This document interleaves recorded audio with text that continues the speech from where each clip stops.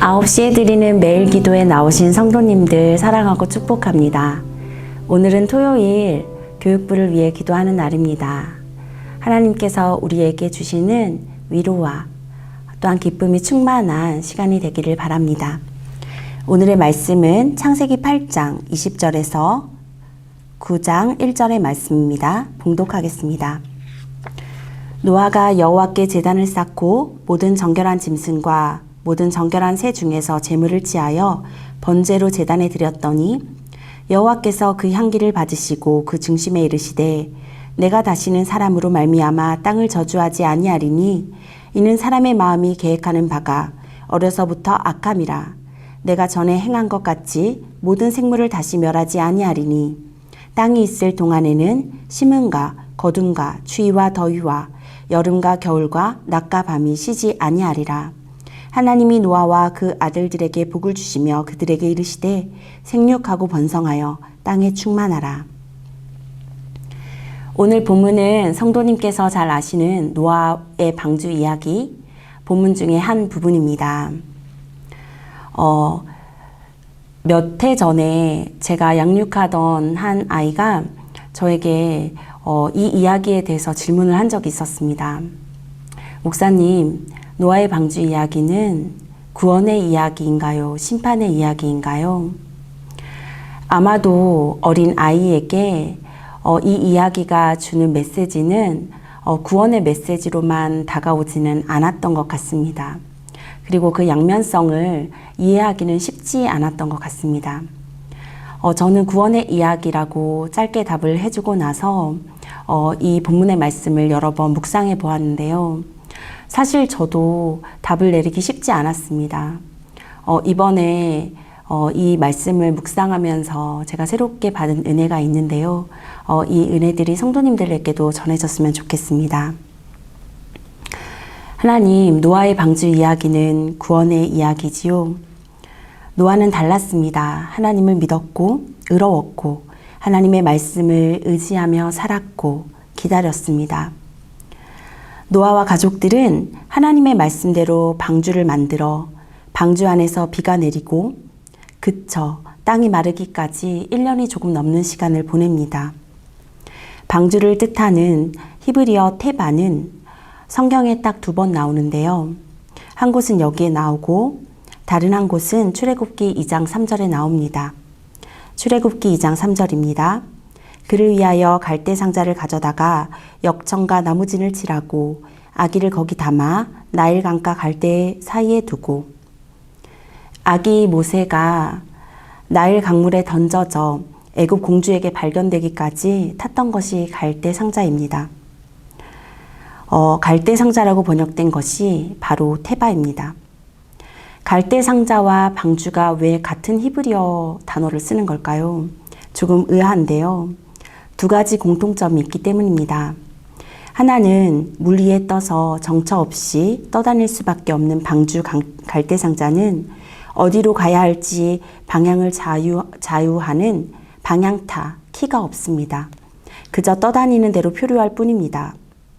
그러나 2번째로 그 방향을 이끄셔서 운행하시는 분은 하나님이시고 키가 없는 배의 선장이 되시는 하나님께서 구원의 항로로 이끌어 주시는 것입니다. 노아와 그의 가족들은 1년 넘게 무리를 표류하는 방주 안에서 혼돈의 시간을 보냈을 것입니다. 끝을 알 수 없는 기다림의 시간이었을 것이고 미래가 보이지 않는 방황의 시간이었을 것입니다. 때로는 끊임없는 불안과 피가 마르는 답답함 속에서 침묵하시는 하나님을 대면하며 믿음이 사그라지는 경험도 했을 것입니다. 그럼에도 노아는 비가 그치고 물이 마르고 방주가 아라랏산에 정박하여 하나님께서 나오라 하기까지 긴 기다림의 시간을 견디어냅니다. 그러면 노아는 의인이어야 하지요. 오늘 노아의 방주 이야기는 하나님께서 사람들의 악이 통제가 불능한 상태가 되어서 그들이 눈을 떠서 잠들 때까지 온통 악한 것만 생각하고 악한 것만 꾀하는 것을 아시고 사람을 지으신 것을 후회하시는 것으로부터 시작됩니다. 그렇다면 이 이야기는 심판의 사건일까요? 그렇습니다. 하나님께서 노아와 그의 가족 이외에 지면에 있는 모든 사람을 없애버리셨으니까요. 그런데 그렇다면 노아와 그의 가족은 왜 남겨놓으셨을까요? 정말 노아와 그의 가족은 악하지 않고 거룩하기 때문일까요? 그들은 심판받은 사람들과는 다른 삶을 살기 때문입니까? 그런데 아이러니하게도 성경은 그렇지 않다라고 이야기합니다. 오늘 본문 21절에 보면 사람은 어려서부터 악으로 기울어지게 마련이다라고 하고 있습니다. 그리고 또 9장의 후반에 보면은 노아가 술에 취해서 자신의 하체를 드러내고 그 하체를 드러낸 것을 둘째 아들인 함이 못 본 채 지나가는 사건들이 나열되고 있습니다. 노아는 거룩한 자인 동시에 또한 거룩하지 않은 자가 될 수 있는 것입니다. 그래서 성경은 심판을 받은 사람이나 심판을 받지 않은 노아의 가족들이나 실은 별반 다를 게 없는 악하고 연약한 인간일 뿐이라고 말합니다. 그렇다면 홍수 심판은 무슨 의미가 있는 것일까요? 그럼 하나님께서는 왜 홍수의 심판을 보여주신 것일까요? 이것이 바로 사건의 핵심인데요.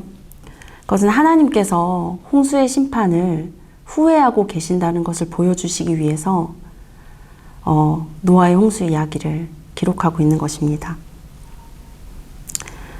사랑에서 상처받고 화낼 만한 분명한 이유가 있었지만 심판할 이유가 있었지만 그럼에도 그것을 후회하고 질투에 눈이 멀고 그렇게 사랑함으로 연약해지고 아파하고 끝내 사랑을 포기할 수 없는 하나님의 마음, 그 마음을 알게 하려고 쓰여진 것입니다. 성도님들, 이 본문이 이해하기 쉽지 않으시죠? 저 역시 그랬습니다. 하나님은 전능하신 분이시잖아요. 세상을 창조하신 분입니다. 산을 옮기고 바다를 가르고 졸지도 주무시지도 않으시고 그분은 영원 속에 계시며 시간과 공간을 초월해 계신 분입니다. 그런데 하나님께서 왜 이렇게 연약한 인간처럼 상처받고 아파하고 후회하십니까? 그것은 우리를 사랑하기 때문입니다. 우리에 대한 사랑을 포기할 수가 없어서, 나를 향한 하나님의 목적을 이루실 수밖에 없어서, 포기가 가장 쉬운데 사랑하기에 그것이 안 되어서 다시 그렇게 기다리고 언약을 갱신하고 처절하고 미련하게 우리를 붙들고 계시는 것입니다. 노아가 이것을 알았을까요? 저는 그가 알았다고 이해됩니다. 아마 그는 방주에서 코로나로 어려워진 우리의 현실보다 몇 배는 더 어렵고 처참한 1년여의 시간을 보냈을 테니까 말입니다. 의인이고 당대의 완전한 자고 하나님과 동행하는 자임에도 그가 방주에 들어가 보낸 1년의 시간, 혼란과 무질서와 막연한 기다림의 시간을 보내면서 그는 매일 조금씩 무너져가는 자신을 바라보게 되었을 것입니다.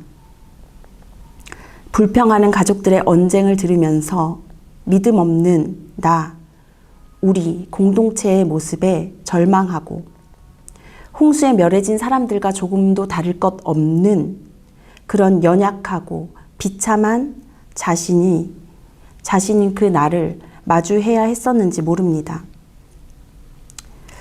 코로나가 길어지고 코로나 블루가 아니라 코로나 레드가 되어가고 있는 시점에서 여러분은 어떠십니까? 여러분에게 하나님은 어떤 분인가요? 저도 코로나 기간 안에 결혼, 임신, 출산, 육아를 다 겪어냈거든요. 코로나 시작과 더불어 다 겪어냈는데요. 너무너무 비참하고 힘든 시간을 보내고 있습니다. 우리는 세상 사람들과 무엇이 다를까요? 하나님 살아계신다면 응답 좀 해주십시오. 정말 죽겠습니다. 곡소리가 나올 때 나의 연약함으로 넘어지고 실패하고 절망하는 삶이 우리를 흔들어 버릴 때, 우리의 조건과 기대로 하나님과 거래하면서 하나님이 내게 답하셔야 한다고 생떼를 부리고 기독교를 인본주의로 취급하고 내가 기준과 잣대가 되어 신앙을 다루려고 할 때 말입니다. 그럴 때 우리는 하나님 앞에 어떤 존재가 됩니까?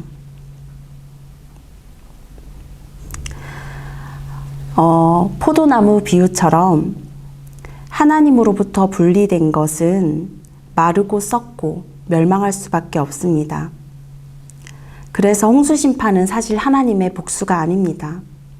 홍수가 아니어도 심판당할 사람들은 이미 심판당했을 것입니다.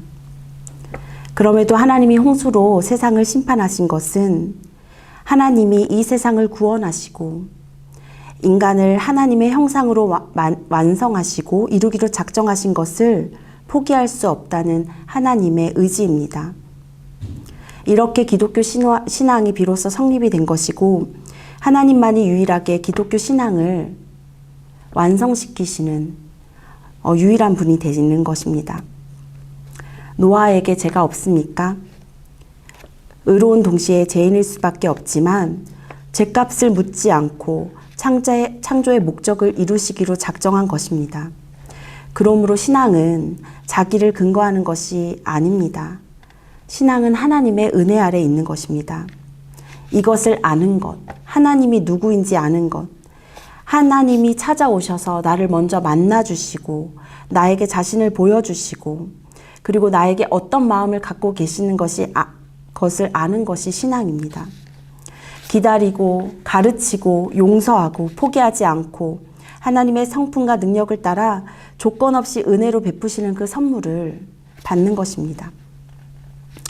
이제 하나님은 방주에서 나오는 노아와 가족, 방주에 있던 모든 생물, 가축들을 이끌어내셔서 생육하고 번성하라고 명령하십니다. 방주로부터 생명이 나오는 것입니다. 이 말씀이 오늘 본문의 말씀인 8장 20절부터 22절 두 구절을 두고요. 앞뒤로 창조에 대한 말씀이 이렇게 나와 있어요. 방주로부터 생명이 나오는 것입니다. 9장 1절 이하에서 또 다시 내용이 반복되는데 방주에서 인류가 나오고 짐승과 생물이 나오므로 재창조가 이루어지는 것입니다. 물론 내용적인 면에서 면밀하게 보자면 창세기 1, 2장의 창조와는 달라진 점이 있기는 하지만 오늘 본문에서는 그에 대한 부분은 다루지 않고요. 하나님께서 홍수로 심판한 것을 후회하시면서 다시금 이 세상을 재창조하기를 원하시는데 원래 목적하셨던 것을 포기하지 않으시고 이루어내기를 원하시는 것입니다. 창조의 명령, 창조의 축복이 오늘 본문 앞뒤로 자리를 잡으면서 그 중앙에 오늘 본문인 노아와 그의 가족들의 번제 장면이 소개되고 있습니다. 20절의 말씀입니다. 노아가 여호와께 제단을 쌓고 모든 정결한 짐승과 모든 정결한 새 중에서 제물을 취하여 번제를 드렸더니 20절의 번제라는 단어 히브리어 올라는 성경에서 이곳에서 처음 등장을 합니다. 노아가 바로 첫 예배자가 되는 것이죠. 21절에 하나님께서 그 향기를 받으시고 라고 기록되어 있습니다. 향기를 받으셨다라는 말은 히브리어로 니오아예요. 니오아인데요. 노아의 발음이 누아입니다. 니오아, 누아 비슷하지요. 그래서 이것은 결국 하나님께서 향기를 받으신 것은 노아를 받으셨다는 것을 의미합니다. 노아의 이름 누아흐의 뜻이 무엇인가요? 바로 안식을 주다, 평안과 위로를 주다는 것입니다. 하나님의 그 재창조의 역사 속에서 내가 포기될 수밖에 없고 나는 비참하고 절망할 수밖에 없고 무너질 수밖에 없고 실패할 수밖에 없고 좌절할 수밖에 없지만 하나님께서 그것을 내버려 두지 않으시고 끊임없이 포기되지 않는 사랑으로 나를 붙들어 주시고 나를 이끌어 주시는 분이다 라는 것을 노아가 깨달았을 때 그 재창조의 하나님의 명령 앞에서 노아가 하나님께 번제를 드림으로 자기 자신을 드림으로 하나님께 의롭게 여김을 받았다는 것입니다. 출애굽기 24장에 보면요. 하나님이 이제 이스라엘과 언약을 맺으시고 확증하시는 예식이 나옵니다. 그것이 번제의 자리에서 이루어집니다. 즉 제단을 통하여서 드려지는 예배 안에서 하나님의 언약이 확증되고 기억되는 것입니다. 그러니까 이것은 무엇을 얘기하냐면 바로 제단, 예배의 자리가 하나님께 언약을 받는 자리라는 것입니다. 노아가 드리는 번제, 노아와 그의 가족이 드리는 예배는 하나님께서 다시 회복시키실 것을, 새롭게 하실 것을 믿음으로 받아들이면서 변치 않으시고 포기되지 않는 사랑의 기대는 응답인 것입니다. 사랑하는 성도님, 노아의 예배를 묵상하면서 마른 뼈처럼 메말라 있는 우리의 심령의 예배, 코로나 동안 길어진 시간 동안 예배당에 나오지 못하고 온라인으로 예배를 드리면서 무너져 있고 마른 뼈가 되었던 나의 심령이 온전히 회복되었으면 좋겠습니다. 교회는요, 여러 가지 역할을 담당합니다. 선교, 교육, 봉사, 그리고 교제 등이 있죠. 그리고 예배도 감당을 합니다. 그런데요, 선교, 교육, 교제, 이 모든 것들, 봉사, 이 모든 것들은요, 다 사람을 대상으로 하고 있습니다. 그러나 예배의 대상만큼은 하나님이십니다. 그래서 교회가 감당해야 할 가장 중요한 사역은 바로 예배인 것입니다. 우리가 예배를 놓치고서는 하나님을 섬긴다, 하나님을 사랑한다, 하나님을 믿는다는 것은 사실 어불성설인 것입니다. 1890년 미국에서 조선으로 온 마펫 사무엘 선교사님을 아시죠? 광나루에 있는 장로의 신학대학교를 세우신 분이시기도 합니다. 이분은 조선 곳곳 많은 곳에 교회와 학교를 세우시며 활발한 선교 활동을 했습니다. 그러나 그분은 바쁜 와중에서도 자녀의 신앙 성장을 위해 꼭 했던 일이 있었는데 그것은 바로 가정예배였습니다. 그는 매일 드리는 가정예배를 통하여서 자녀들의 삶에 많은 영향을 미쳤습니다. 그분의 아들 마삼락 박사님도 장신대를 나중에 섬겨주시기도 하셨는데요. 그분이 회고하기로 저녁마다 아버지와 어머니는 우리 형제들을 위해 무릎을 꿇고 기도하셨습니다. 나는 지금도 두 분의 그 모습을 잊을 수 없습니다. 그 기도는 우리 형제들을 하나님께 전적으로 위탁하는 간절한 기도였습니다. 마포삼열 선교사님의 신앙교육과 영향으로 그의 5 아들들은 모두 선교사가 되어서 하나님 나라를 위한 귀한 사역을 감당하셨다고 합니다. 사랑하는 성도님, 예배의 자리를 사모하고 계십니까? 예배를 붙들고 계십니까? 그리고 성도님의 가정은 가정 예배를 드리고 계신가요? 우리가 하나님을 사랑한다고 할 때 그것의 중심에는 우리 죄를 먼저 용서하시고 우리를 포기되지 않는 사랑으로 영원한 생명을 주셔서 구원의 약속과 우리를 구원의 약속으로 확증시켜 주신 하나님의 은혜가 있는 것입니다. 그리고 그것은 예배를 통해 드려지게 됩니다. 이스라엘이 멸망하고 회당도 다 문을 닫고 그래서 이스라엘이 예배를 드릴 곳이 없었을 때 그들은 어디서 신앙을 지켰습니까? 그곳은 바로 가정이었습니다. 가정에서 엄마 아빠가 예배자가 되어 하나님을 예배하고 그 신앙을 자녀에게 전수시켰습니다.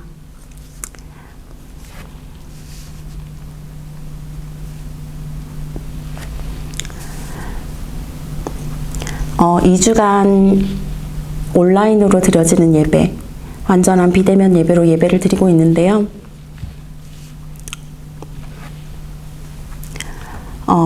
이러한 현상을 안타까워하시면서 눈물로 기도하시는 성도님들의 기도가 있기에 하나님께서 한국에 대한 등불을 끄지 않고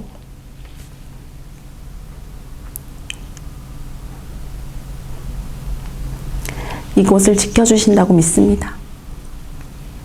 하나님을 예배하는 한 사람, 그 한 사람이 있을 때 하나님께서 아브라함의 간구를 들으사 소돔과 고모라가 멸망하는 중에 롯과 그의 자녀들을 구출해 주신 것처럼 하나님께 예배하는 한 사람이 있는 곳에 하나님께서 주님의 은혜를 베풀어 주심을 믿습니다.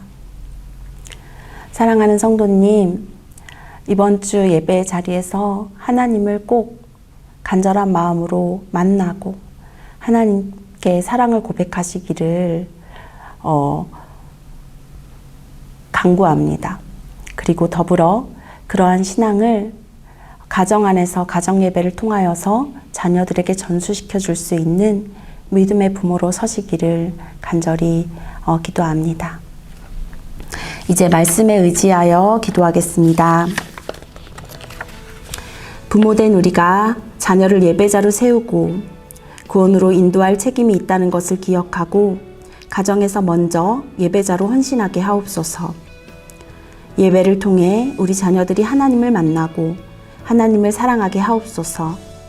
하나님을 사랑하는 것이 곧 나의 죄를 용서하시고 영원한 생명을 주신 구원에 대한 감격과 감사로 이어지게 됨을 기대하며 간구합니다. 우리 가정이 생명의 보금자리로 거룩한 터전이 되게 하옵소서. 부모가 먼저 삶으로 보여지는 신앙의 전수에 사명을 다하게 하시고 예배를 통해 배운 말씀이 삶의 헌신으로 이어지게 하옵소서. 말씀에서 길어올린 가치관과 세계관으로 자녀를 양육하는 믿음의 부모가 되게 하옵소서. 말씀이 우리 자녀의 삶 속에 깊이 뿌리내려 말씀이 삶의 등불이 되게 하시고 길이 되게 하옵소서. 기도하겠습니다.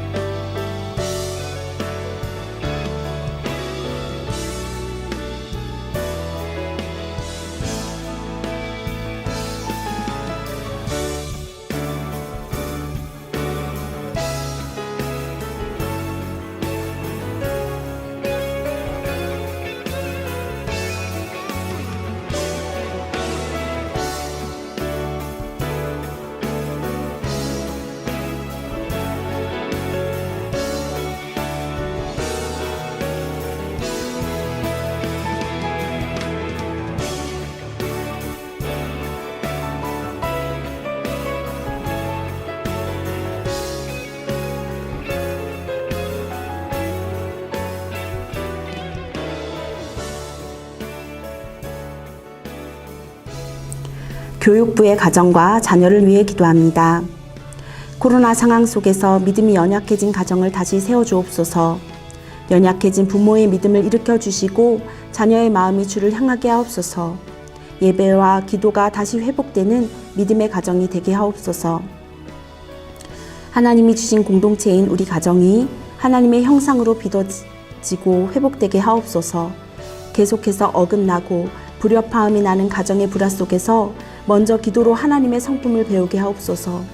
주고 또 주는 사랑, 허물을 덮는 용서를 통해 참된 사랑을 경험하고 키워가는 가정이 되게 하옵소서. 자녀들의 건강과 안전을 지켜주옵소서. 더운 무더위 속에서 건강을 지켜주시고 모든 질병에서 보호하여 주옵소서.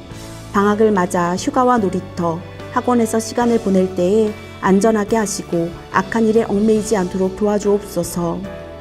청소년 시기를 지나고 있는 자녀들을 지켜주옵소서.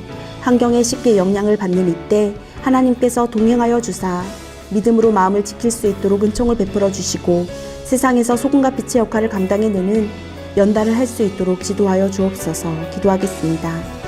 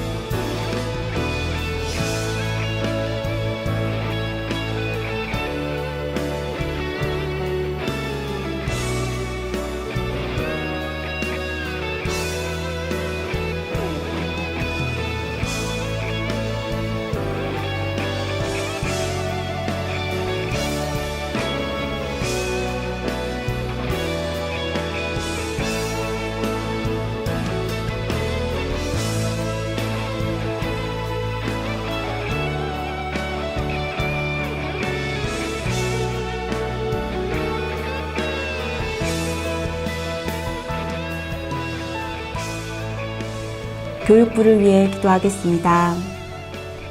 먼저 24일, 25일 토주일 온라인으로 진행되는 중등부 은혜 캠프와 고등부 진로 캠프가 성령님께서 주관하시는 가운데 은혜롭게 진행되게 하시고 말씀을 전하시는 강사님, 최세론 목사님, 이민아 교수님, 이승재 목사님과 순서를 맡아 진행하는 사역자들과 교사를 돕는 손길들 위해 성령 충만함과 강건함을 허락하여 주옵소서.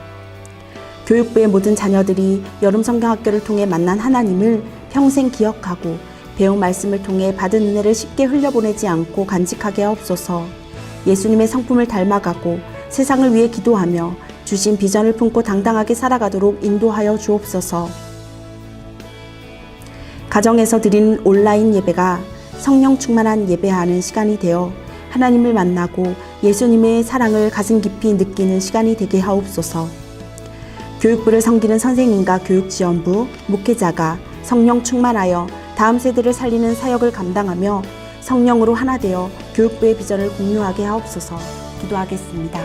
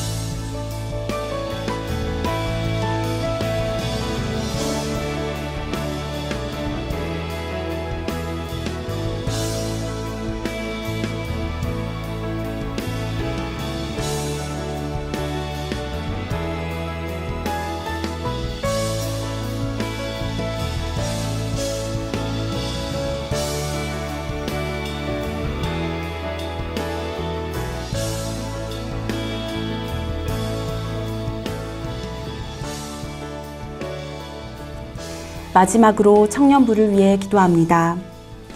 예배 가운데 성령의 기름 부으사 은혜와 감격이 넘치는 예배가 되게 하시고 습관을 따라 예배하는 것이 아니라 모든 청년들이 믿음을 새롭게 하고 하나님의 형상을 회복하게 되는 귀한 시간이 되게 하옵소서. 뷰티풀 핏 이사야 52장 7절이라는 주제로 태백 삼척 학예 선교가 있습니다. 옛 청년부 8월 6일부터 8일, 요셉 청년부 8월 14일 15일까지 진행됩니다. 태백 삼척 학예 선교가 코로나의 상황에서도 하나님의 인도하심을 따라 잘 준비되게 하시고 참여하는 청년들에게 동역의 기쁨, 순종과 기도 응답의 기쁨을 맛보는 선교의 시간이 되게 하옵소서. 청년들이 소그룹과 양육을 통하여 어두운 세상에서도 하나님의 말씀과 기도로 훈련되게 하시고 사람을 살리는 교회의 본질이 실현되는 청년부가 되어 청년부를 통하여 예수님의 사랑이 풍성하게 드러나도록 하옵소서.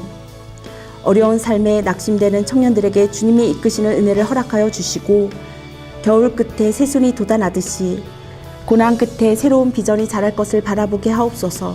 학업, 진로, 취업, 결혼 등의 문제로 간구하는 청년들이 모든 일의 주권자 되신 하나님을 잠잠히 뒤따르는 참 지혜를 주옵소서. 기도하겠습니다.